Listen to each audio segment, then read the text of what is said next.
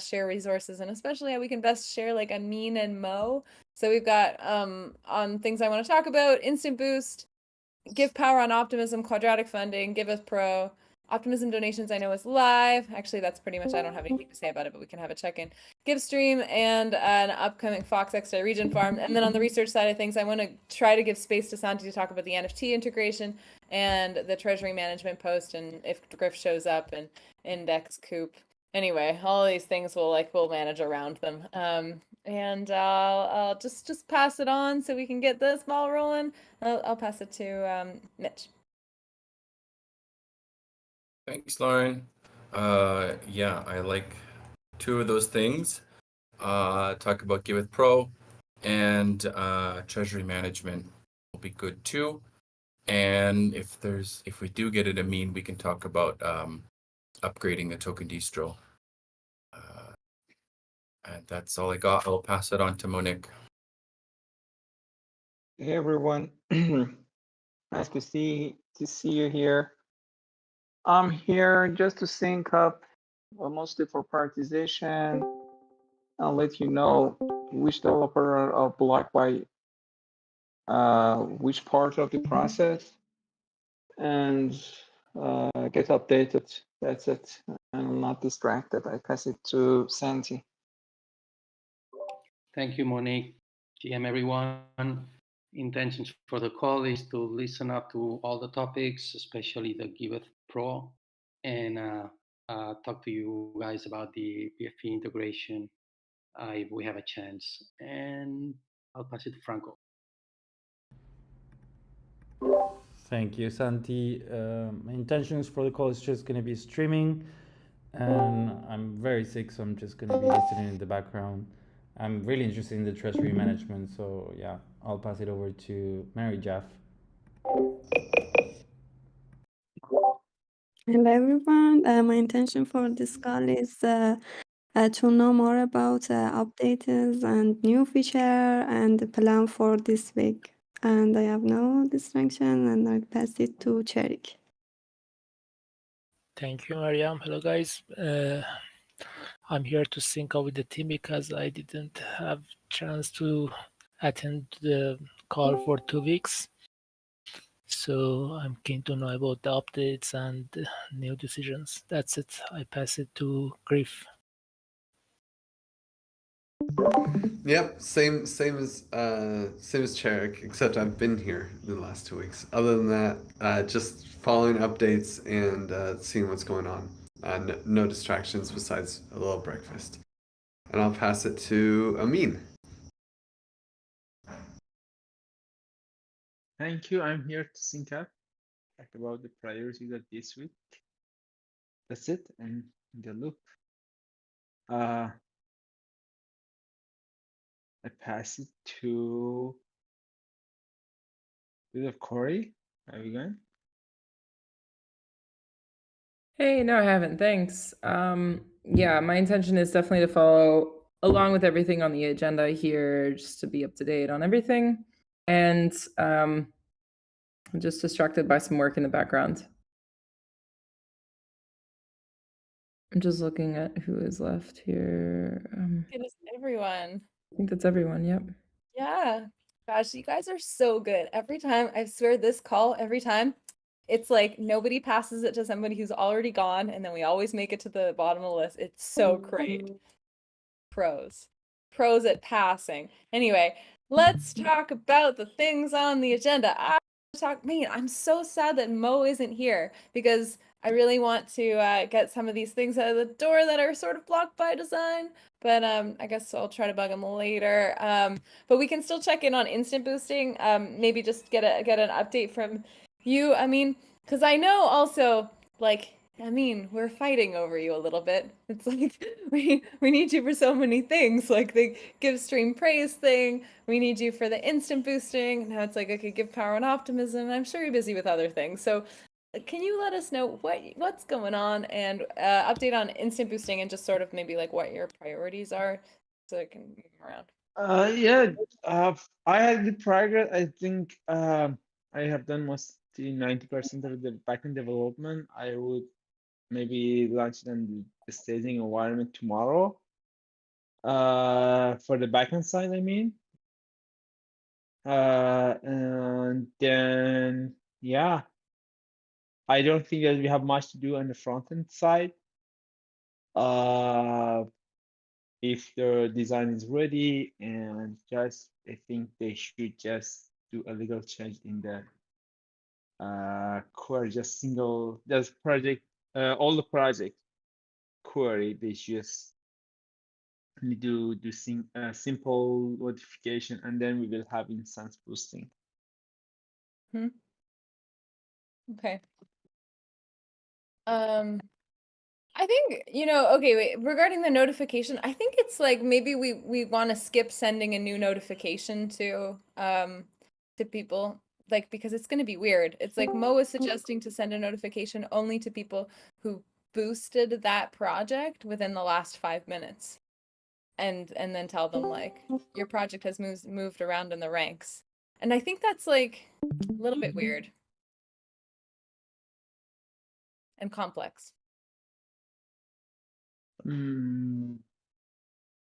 I cannot tell complex, I can send notification to everyone who has changed his notification in the last 5 minutes, but it can be a reduction. Someone has changed their boost by making it 0 rather than boosted the project. Everything is possible, but that's complexity. If it's worse, we can do it.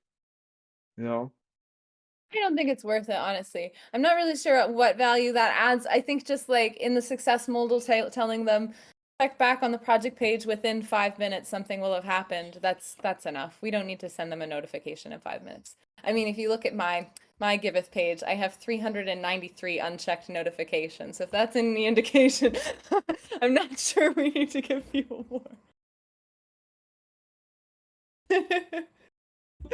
Anyway, cool. You can turn them off. You can turn them off in setting. I know I can. But I think you get a notification every time Giveth gets a donation. And Giveth gets a You're lot the of owner. donations.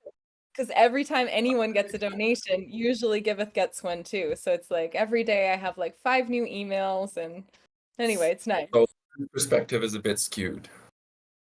He owns the matching pool and the Giveth project. Like, okay, Yeah.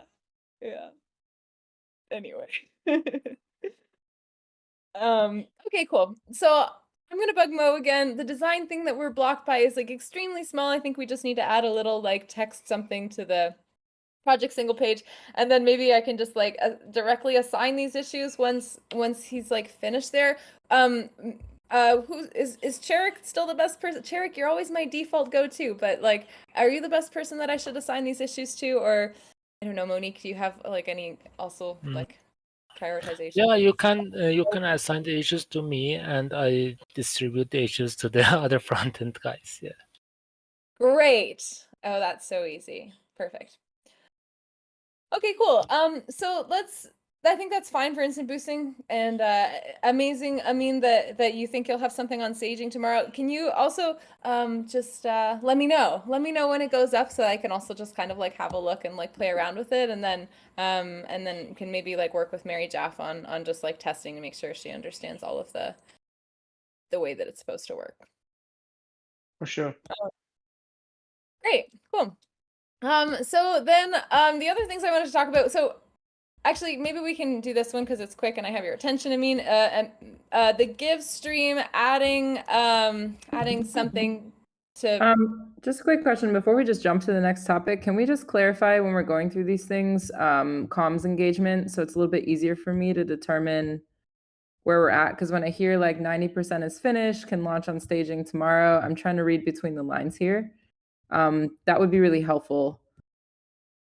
Yeah. So the instant boosting thing is like an upgrade to Give power, and it's basically like people will be able to affect the project sorting a lot faster when they boost projects. So like I think it might be interesting to like it would be nice to make a little like tweet announcement about this, but like if it's kind of up on staging tomorrow, we're still sort of blocked by design and need some front end, it'll need some testing. It's like at least a week, if not more, out from actually being to a point where we should write a tweet about it. And And it's a relatively small feature, so I don't think we need a lot more comms than just a tweet or a little update to our docs.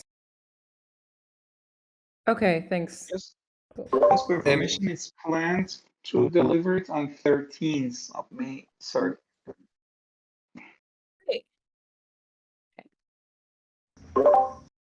And just on GIVeconomy comms in general, because a lot of the stuff is pretty complex and sometimes fails when it's soft launch. We have a pattern.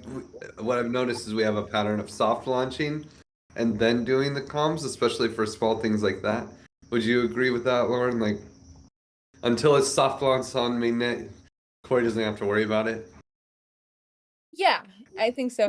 But I think like if it's going to be a bigger product, Corey just lost and then came back. If it's going to be like a bigger thing, then I think it's like we should let Corey know so she can prepare things like more. If you're launching Give Power in 2 weeks, there would be like, okay, prepare an outreach list, but like for this kind of thing that's small, I do agree that like once it is soft launch on mainnet, it's like then I can be like, hey Corey, we need a tweet, and that's a lot easier. It's like it's just a very simple thing. Yeah, exactly. Because I've noticed the same thing, and then it's also to avoid us like putting resources towards it before like we're even like 100% sure. But what is that point, right? Like, and then also avoiding that it becomes a last second request for comps. That's the other thing. So like, it can't be like, okay, yeah, work through staging, cool, we're gonna launch it tomorrow. Like that's also not a great way to work, right? So there's got to be space between like approving it on the soft launch and then like expecting it to be announced. But I think we know that. So okay, I'll wait on confirmation on how the soft launch goes. Yeah, great.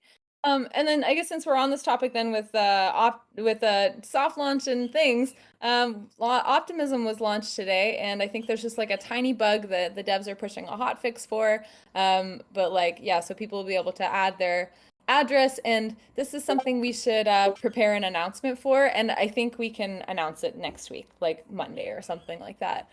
This week kind of has like a lot. We're announcing the PFP integration and everything this week, but yeah, I don't think that we have a lot of like stuff to talk about in this call, but I do want to put that message across for you, Corey. Cool. Optimism launched today. How exciting. Cool. Then GiveStream adding praise to the token distro. Mitch needs your help. I just DM'd Amin. I did the thing. It's on the multi-sig. And so, Amin already signed it. Okay, that means everybody else in this call can sign it. Ooh, post in the there chat. we go. We good. I'm gonna drop it right now. There we go. The silent signer. Great. So that's going to upgrade our token distro to a newer implementation that has a function that is called send praise. It does the same thing as allocating give tokens with a give stream and everything. It just has a different name and a different event. So the different event will allow us to capture it and show it differently on the give stream history table. Do I have to Great. change the script when I do the distribution then? Like, should I use a different Yeah, script? we'll just need to change the name of the function that it Cool. calls. It'll be super easy though. Okay, perfect. Okay, great. And then I think there was like a little issue on this for the just a front end update and adding in the icon. I did see that Mo had like created the icon. Do we need to make sure that that's assigned as well? I'm bugging Mo to change the icon, but see how that goes. Yeah. He has some problems with the fingers. I totally It agree. looks like a claw. It's like a claw, man. I'm like, what is this? It's like I can tell he took the Facebook like and just stretched the corner out to make a finger and then put a heart on top of it. So was Mo an AI this entire time? Is that what we're finding out? I'm just like, okay, it's praise awards. Like, okay, let's use like the go-to, that we use for the emoji, right? Yeah. I thought the same thing. Good, you're pushing that. It's we talked about me picking my battles, and I was like, I guess this isn't a battle I should fight. I'll let Mo have his ugly emoji. But I'm so glad you're fighting it. I don't know. I'm gonna see if he gets back. I put that up 2 days ago, so we'll see. Okay. With Mo to update the emoji. Great. Cool. Nice. Awesome. So this is on live, right? Mitch, we're adding this event to the real token distro so that okay, so basically it's like Yeah. once this is done and we just add this this emoji to the history table, this is gonna work. Supposedly, I mean, I don't know. The subgraph is done. I suppose we have to change or update the event that it's listening for, or that's done already, I mean, from the test deployment. Is it mean here? When what is it? When do we need to upgrade anything in the subgraph or the front end to catch that new event, or that's already done from when we did the No, test we should deployment? do it. We should do it. Good point. Okay. But we should notify the DevOps team because we must deploy it on Studio.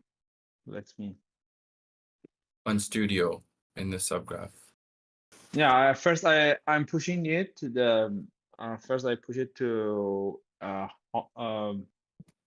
hosted subgraph hosted, and then they will deploy it on Studio too. Okay, let me just update this issue for the subgraph. Oh, Making yeah. subgraph work. I was Okay. just Is writing. that that's a Kai thing? Oh, you got it here. Yep. Kai does it. Okay. I'm just adding a comment here. Okay. Nice. Yeah, good. Oh, Okay. great.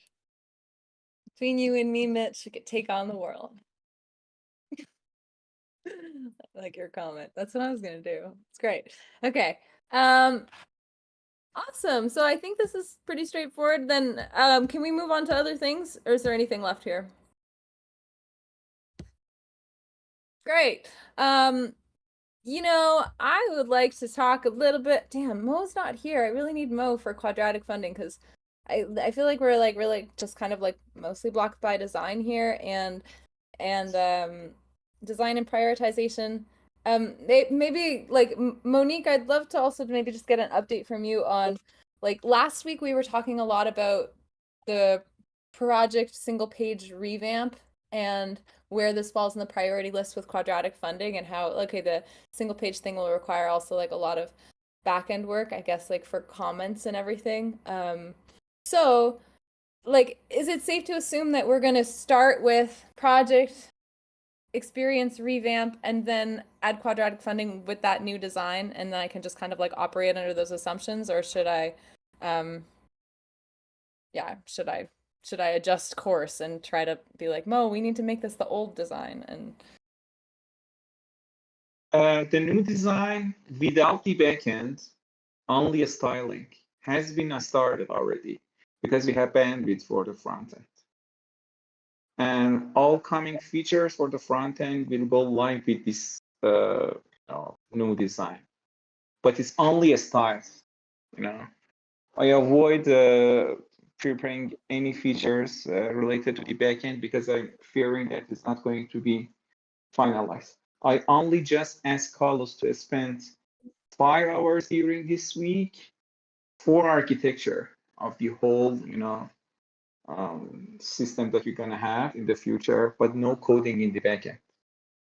And we right now we have more than 21 issues related to styling that has been assigned to devs, and Cherik has assigned to all of this, including Metal.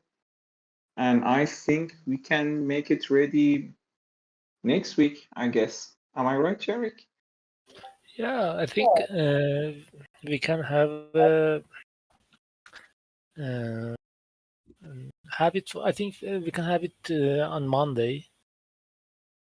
It's totally done, but maybe some details and also the responsiveness remains. Yes. because we don't have the responsiveness on the Figma. Noticeable, Lauren, that we stopped this feature just for QF and instance boosting. I really love to know that if the QF speaking is needs and design needs more time, you know, we give it a chance to start this feature. You know, it doesn't need a lot more time. I just need Mo to look at it for a few hours. That's how I feel. But for some reason, Assign it to Marco. Assign it to Marco. yeah, and I did. I DM'd Marco and like, Marco, I want to talk about this. And Marco was like, well, first I want to have a call with Mo and then I can ping you and we can have a sync. And I'm like, oh, come on. but yeah. Okay.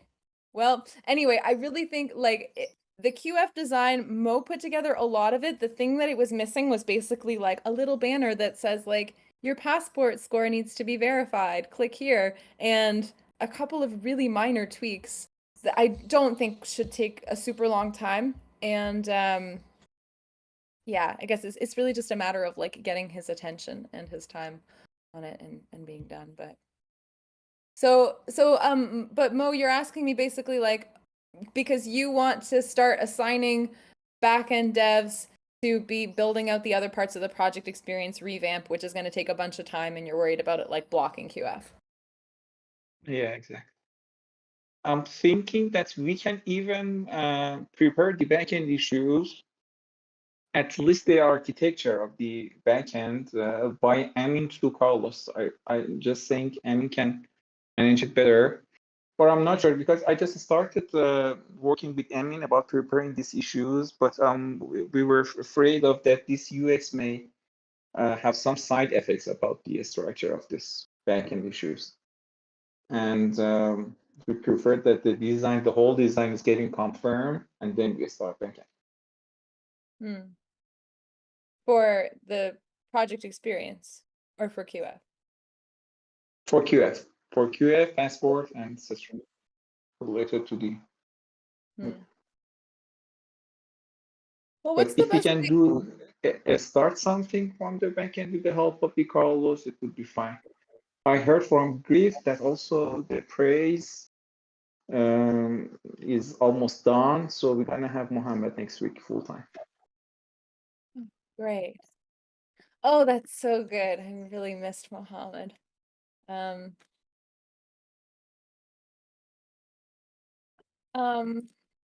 So what should we do, Monique? Do you want to like, should we walk through the things that are required for the backend on the project experience and then like see like, and then also walk through QF and see like what those things look like?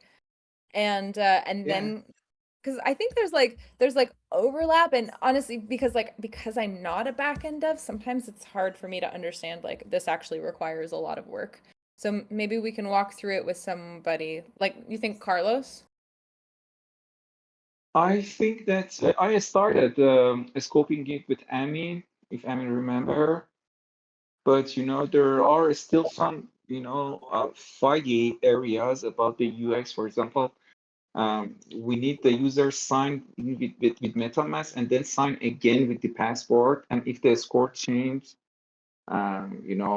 before and it needs to get updated, I had some questions and I really want to have a kind of user flow first.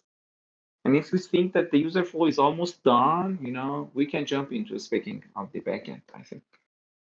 Mitch is saying in the chat, and I think it's a good idea, we probably need a QF call. And then let's start a QF call so that we can go through the user flow, leave comments for Mo, make some concerns, and start specking out the backend just with like a few people, and then be like making faster progress on this. I think it's like kind of tough with just minutes in this call. Usually I do this stuff during my morning because in the evening we have lots of calls. So in the morning, Mo is there, Amin is there, everybody's there, and I can set up a quick call, talk with them about that stuff. But I think for the beginning, sure, why not? We can have this call. I really love that we have some, the goal is we have lots of issues prepared both front end and back end, in next Monday, that we can really start these things. Yeah. Until then, I think that maybe Annie can prepare some, structure or architecture task for Carlos. I don't know. What do you think, Annie? Because we'll have lots of things in his mind, and he's a little bit busy with this stuff. Maybe we can engage Carlos more about this integrations. With quadratic funding, right? Yes, sir. Quadratic funding is, in my way, simple, but first we should decide about the flow.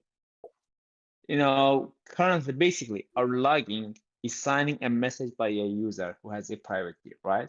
Everyone. Every time we want to push something in the backend and we want to authorize, we should sign something with a private key.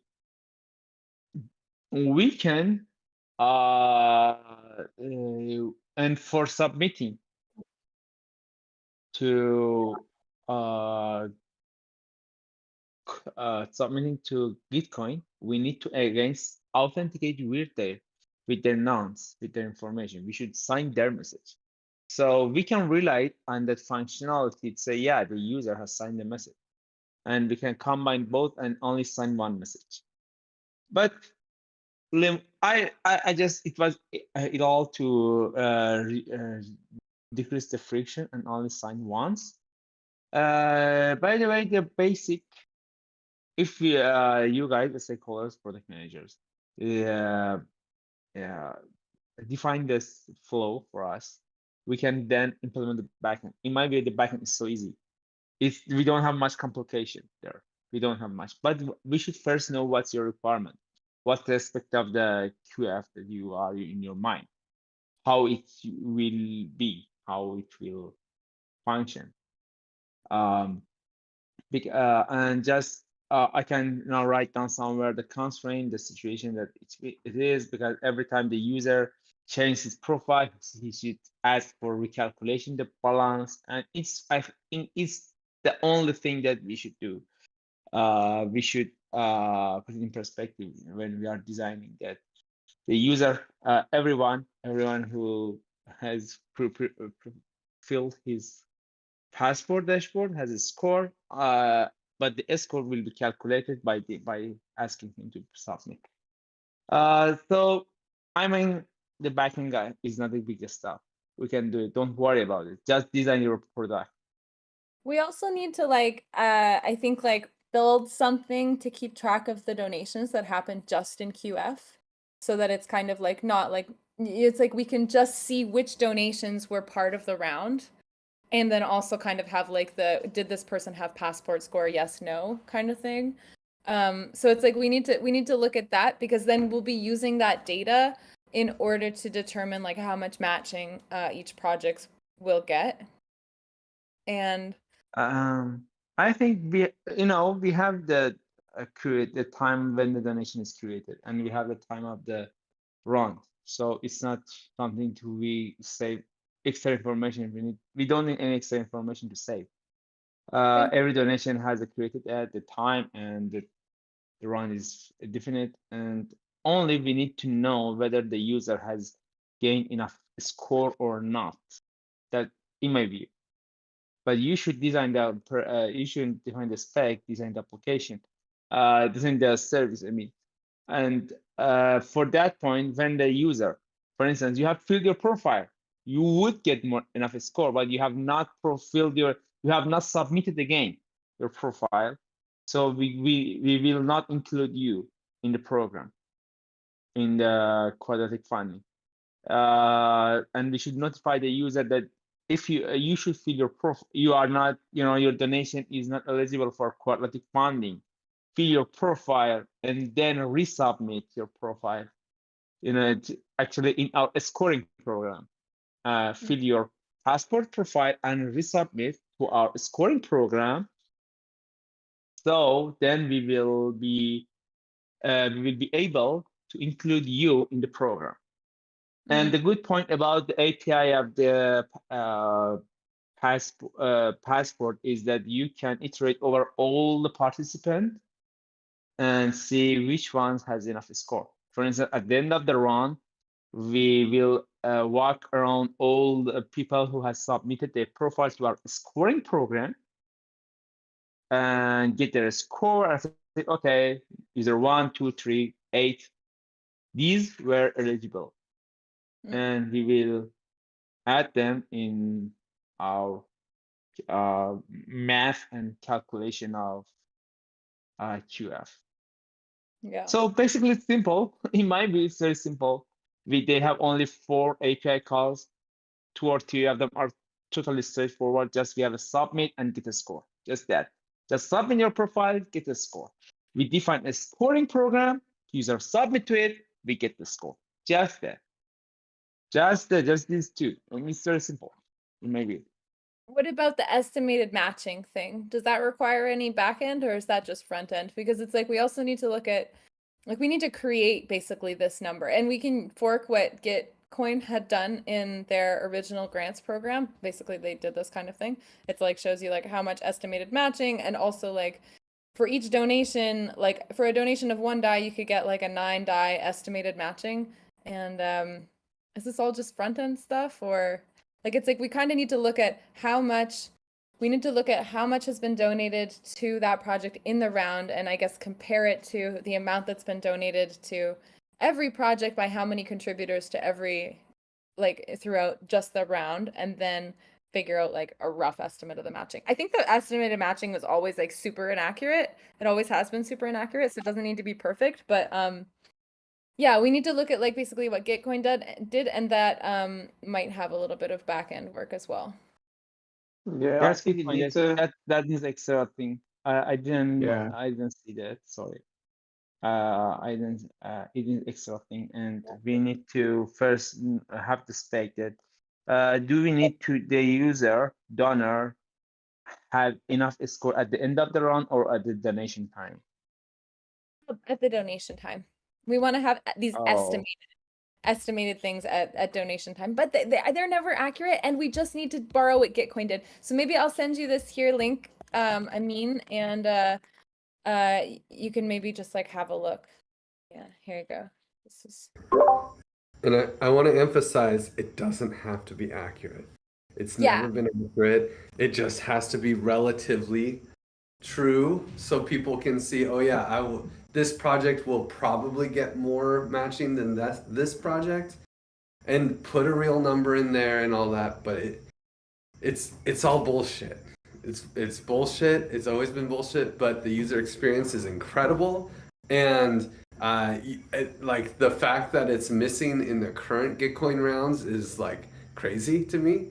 And yeah, we just look at what they did in that code and just like see if you can, copy paste and make something similar. So how do you imagine that we can calculate that number? Any idea? Because the logic is simple. We have donations, we have donors. They may have pushed their, may submitted their profile, they may not. And how? No, go ahead. Yeah, that question of like, are they a passport user or not? I would, that's something that I think we may have to use a couple rounds to do it, maybe to start for MVP. We just assume everyone is a passport user who donates and leave it at that. Like everyone is qualified, and that's fine.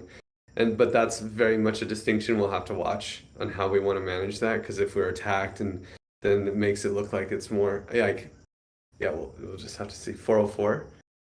Oh no, maybe I sent you the wrong. No, it was the link I sent to the Gitcoin repo.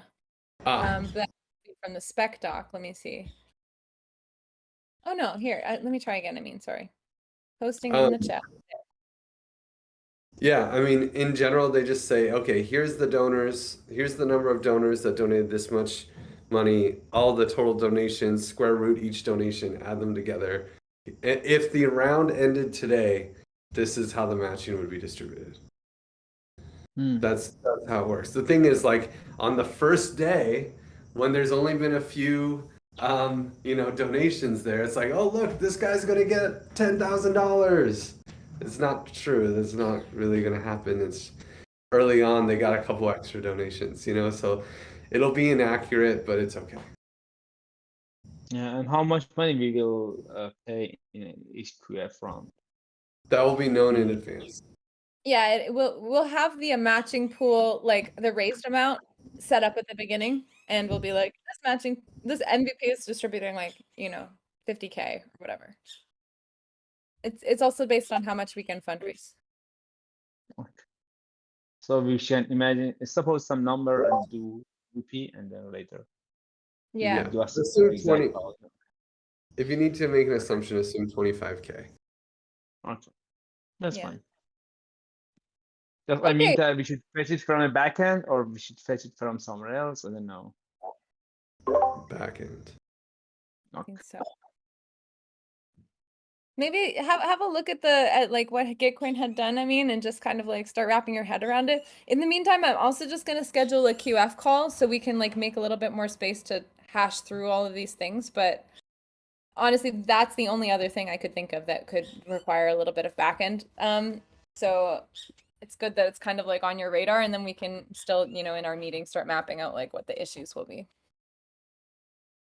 I do want to make sure that we cover the other topics in this call. We still have like Giveth Pro and Give Power on Optimism and stuff. So can we legit just move on from this discussion for now and set up like a full call for it? Yeah. Great. Okay, cool. So yeah, Giveth Pro. A few people mentioned this in their check-ins, and I wanted to talk about it on the agenda because it's like, okay, are we making Giveth Pro a requirement for QF or not? And we kind of wanted to like keep chugging away at it just to see like if it's possible we can get it working. So yeah, Mitch, do you have you got thoughts? You unmuted. Yeah, I want to suggest, because I think if we talk about Giveth Pro, that'll be the rest of the call. Is it okay if I show off treasury management? Because I think it'll be a simple discussion and people can at least look at it. Oh, yes, sir. And then go to Giveth Pro, because then at least, I can get Griff to look at it. I do really I would love to have time for NFT integration. So maybe we might even do treasury management, NFT integration, Giveth Pro. Is that okay? Sure. Okay, that's fine. That's fine. Great. I'll just share my screen real quick. If I can find this post. Sub notification. Oh, Q3, there it is. Here, I'll just drop the link. So this was in the governance call. I brought this up last week. And I will share my screen right now. So real quick, I was just reviewing our strategies from December when we put a bunch of money into some urine vaults, essentially. And so there's the yields have been okay. It's like kind of going along. I wanted to suggest moving to a few different options for ETH, DAI, and USDC. The first one is our ETH strategy. Right now it's getting a little over 3%. We have about 34 ETH right now that could be deposited into something that yields higher.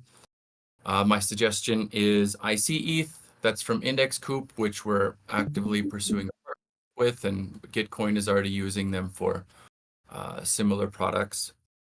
We can move out of here, go into IC ETH, which is a basket of liquid staking tokens leveraged into Aave, and earn about 5.6%, so about 2% more, over 2% more than what we're earning now. So that's ETH. DAI was up at like 7% for a while. I don't know what was going on, but it was 7% APY, which is great. Now it's back under 3%. We've got 15,000 in there now. We've got another 17,000 we can deposit from DAO drops, so a little over 30,000. Idle Finance, which has been around for a while, has pretty good track record. Shapeshift has a partnership with them.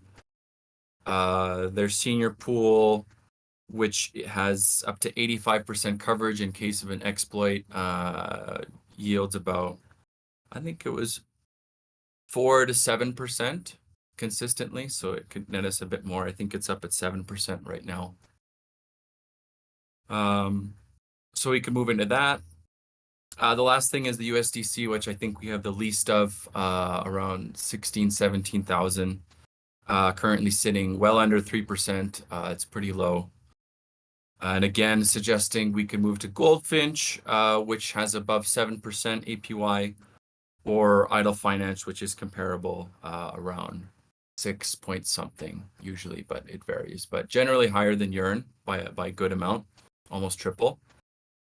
Goldfinch requires you to create a decentralized identity using government issued ID. So it's kind of a hassle, but I think just one human has to do it and then you can use it. I don't know if it works with multi-sigs. If it doesn't, we can always use Idle Finance as a backup, which does work.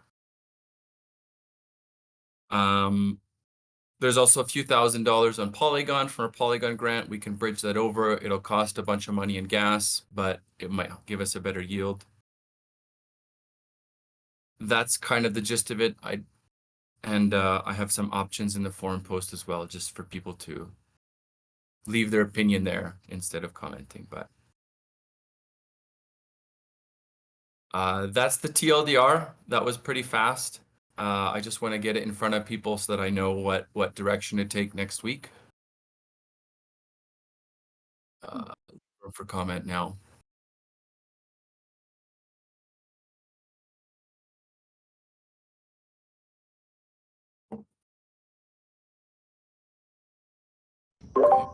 One thing I don't see mentioned in this is what do we do with the optimism funds? Yeah.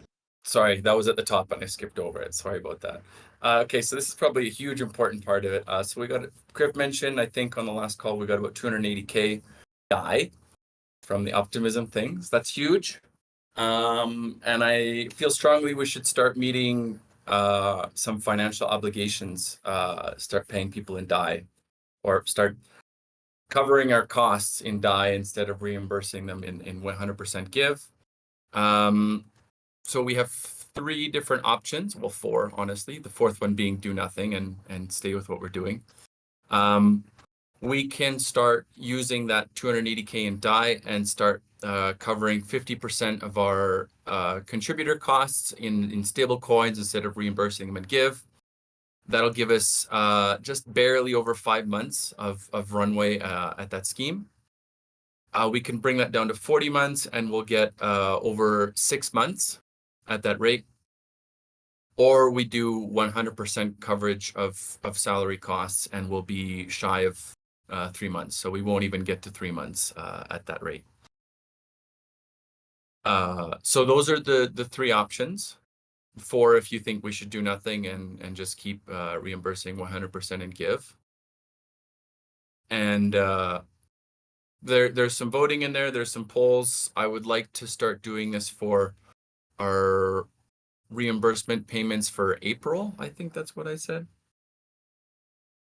How this would probably work in practicality is we just send Griff 50% of it or 40%, whatever, in DAI and the other amount in Give.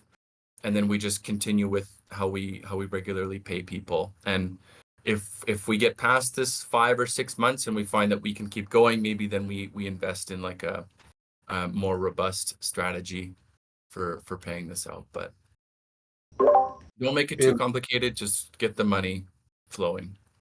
Yeah, and for the details, it wouldn't go to me. It'd probably go to the payments wallet that Freshell controls, and then but it would reduce the amount of money that I have to put into it, which is nice.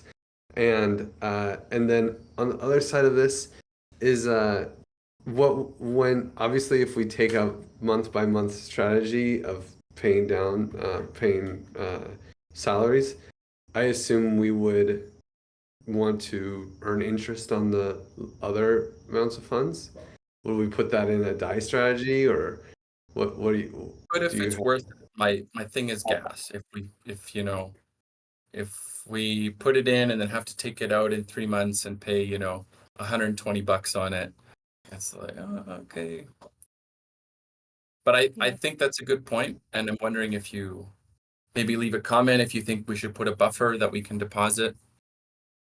Will we also be paying these salaries then on mainnet? Because like right now Freshell is paying on DK Bob and Gnosis Chain and like, but all of this DAI would be on mainnet. So it would be like invested on mainnet, pull it out, and then like disperse on mainnet, and then also have to top that up with like funds on Gnosis Chain or something. It's a good point. Because right now it's going to mainnet. Griff brought it over from Optimism. It's going back on Optimism. Or no, it's going to mainnet, right? Because you bridged it. It's going So to we mainnet. can send it. We can pay the gas and do it all in mainnet because the money's already there, or we can bridge it over to Polygon, and then when I get paid, I'll bridge it back to mainnet. To be honest, you know. Yeah, maybe. Yeah. Can we do like a cheat sheet of how much gas that would cost, or like rough estimates? It's like really hard to decide what makes. What we generally do with our funds, you know, when it's $280,000, it like the percentage of fees is very small, even on mainnet, you know. So it doesn't matter so much if we bridge or whatever. Where it starts to matter is when we are sending all of these payments out, you know, if it's like sending payments to 30 people on mainnet versus sending payments well, it's more like 100 people on mainnet versus Polygon. That's when it really adds up, you know. $10 of a $2,000 send is like a lot more money. So yeah. Are you going to save it by bridging it, you know? We save money by bridging for sure, and then paying on L2s But I lose money having to bridge it back. If you have to bridge it back to mainnet, but a lot of people can deposit their funds in Binance or something using these other chains. So that's true. It just depends on what you do with it. And are the yield opportunities really bad on these other chains? I haven't looked at Polygon. I know a lot of these things like Goldfinch and Idle don't exist on other chains. Index Co-op doesn't exist. ICETH doesn't exist on other chains, so it would have to be totally different. We'd have to find something else.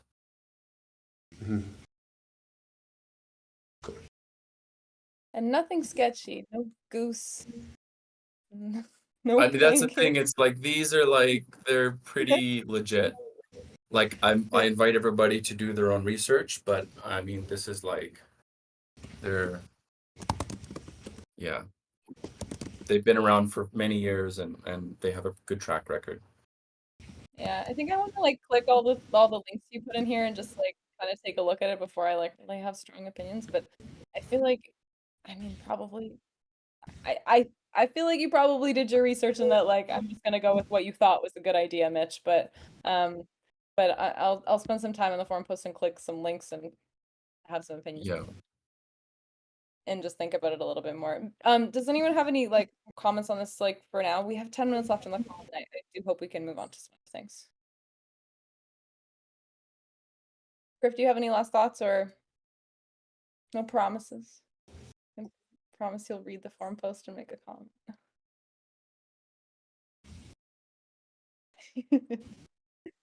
Okay.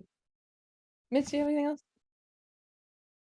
No, I see we got 9 minutes left, so I want to give time. Okay, let's touch base on the NFT integration because it's been many weeks we haven't had the time to talk about it, and Santi keeps coming to this call and I think hoping to talk about it. So Santi, do you want to maybe just give us an update or like, yeah, where are we at with the NFT integration? I know you presented to the devs the other day, and is there any like stuff we need to move forward on?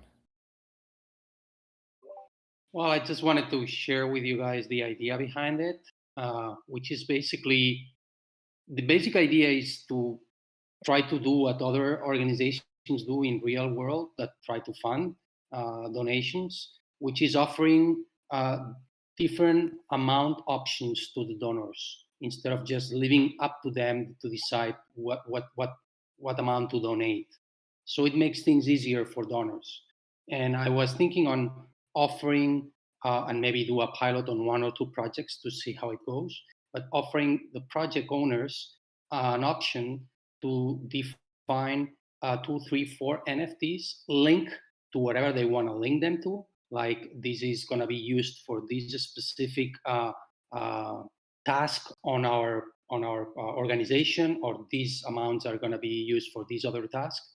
And each NFT has a specific value. Okay, like I don't know, $10 NFT, $20 NFT, $100 NFT. All right, and whenever you donate, you get that NFT as a donor. I donated this amount, and I got the NFT. All right, my idea, that's the basic initial idea. We can go further away into that idea and link it to the Giveth Pro, and request that some small amount of those donations go staked into our treasure for a period of time. Okay, so instead of making it for free, that could be a premium option for projects. We wouldn't charge them, but a small amount or whatever amount we decide that it's reasonable, it has to be locked in our staked GIF for a period of time, and after that it's released for them.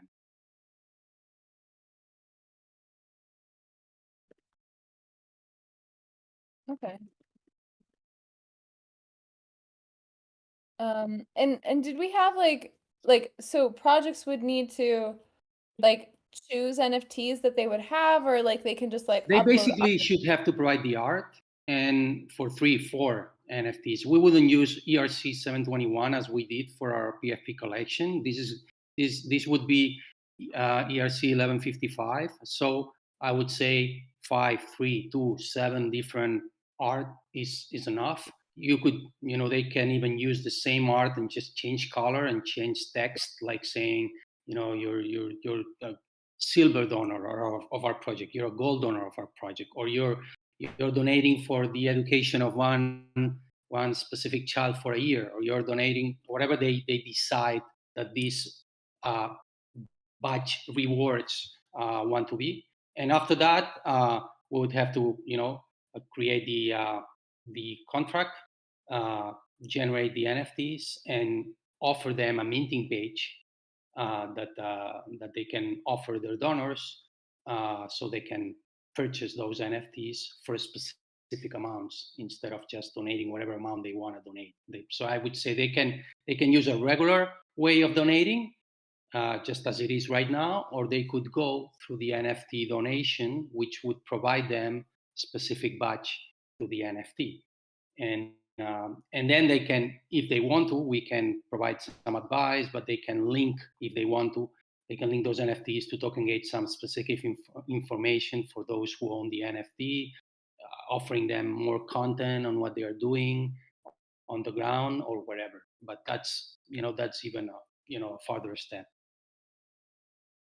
Yeah, okay. So what do you guys think about this? Like this seems like kind of a big product. It's gonna like require design work and dev work and coordination work, and like at this stage, like where should this fall into things? Like I'm listening to this description of it, and I'm like, okay, well maybe this should be like turned into an epic, or like it needs like some kind of like clear information about design and how we'd be deploying these contracts. And it's like, is this where we want to be? Do we want to be putting time into this right now, or like I feel like we're kind of like drowning other things and other priorities. Token lock. Token log. Is this already in the token log? Oh, I think so.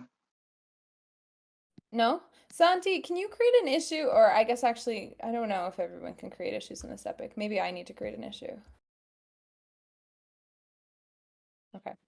I'm going to create. I think also Santi can create, everyone can create issues in roadmap repo. Good. Santi, can you create an issue in the roadmap repo, or check to make sure that if it is already there or not, so that it ends up in the token log, so that we can like really figure out where, yeah, like at least some soft signaling on where this is in priorities. Yeah, I'll just ask advice to Monique and make sure that it's done in the correct place so it gets reflected on token log. Yeah, so it's the Giveth roadmap repo, and you basically need to just create an issue in there, but like put all the explanation as to like kind of what this would require, what it would look like, and try to be like as comprehensive as possible, so it's like people can understand when they're voting. All right. Here is the oh yeah, Monique put in the forum post has more explanation about how to use the roadmap token log, and I put the GitHub in there as well where you create the issue. Cool. We have 2 minutes left. It's not a lot of time, but can we touch on Giveth Pro? Yeah, just like, are there any updates on this? Yeah, I think mean, I put a fat amount of thought into it. So in this doc here, I basically outline what I think the flow could be, including some design suggestions, basically how people go about upgrading and previewing and downgrading and everything like that, from different views. Also a bit about gifting, so how other people could gift Giveth Pro to a project and how to deal with all those state changes. And the last thing is I wrote the contract architecture for how a deposit contract would need to work. Basically allowing people to deposit funds, allowing us to change the price later of the gift tokens that need to be deposited, access control, creating the mappings for projects and their info and all that stuff there. Yeah, so I think it's pretty thorough. It just needs someone to look at it and you know, yeah. Yeah. Oh, Monique is very impressed. So am I. Very good, man. World Awesome. class. The specifications. Yeah. So I mean, I just need a designer to validate it, probably a smart contract dev to validate it. And then probably some critical eyes, you know. Awesome. So if we can get like, I don't know, maybe, I mean, you could read through this, leave some comments, Monique, Griff, and if you have critical thoughts or a critical eye, jump in this Notion and like leave some comments directly in the Notion so that we can kind of like coordinate around this a little bit async. We are out of time. It's the top of the hour. Such an action-packed call. I'm excited to move QF to a different call, so that coming soon, and then hopefully we'll have more time to like work on these like researchy things in these calls. Thanks everyone for joining, and ETH Barcelona call I believe is starting right after this, so see you there if you're coming.